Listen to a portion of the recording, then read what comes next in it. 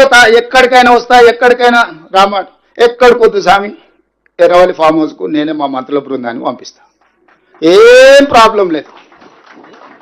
తారీఖు చెప్పు, మొత్తం ఈ సెటప్ అంతా తీసుకొని వస్తారు మా వాళ్ళు. ఎర్రవల్లి ఫామ్ హౌస్లోనే చర్చ పెడతాము. చంద్రశేఖరరావు గారి ఆరోగ్యం అంత గొప్పగా లేదు, రావడానికి ప్రయాణం చేయడానికి ఏమైనా ఆరోగ్యం సహకరించకపోతే మీరు కుర్చీ వేసుకొని అక్కడ కుర్చీలో కూర్చోండి చంద్రశేఖరరావు గారు.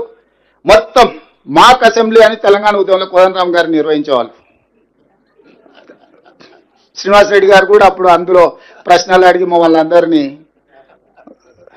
మాక్ అసెంబ్లీ నిర్వహిద్దాం ఎర్రవల్లి ఫామ్ హౌస్లోనే, మా మంత్రుల బృందాన్ని నేను పంపిస్తా, అన్ని వివరాలు చర్చించుకుందాం.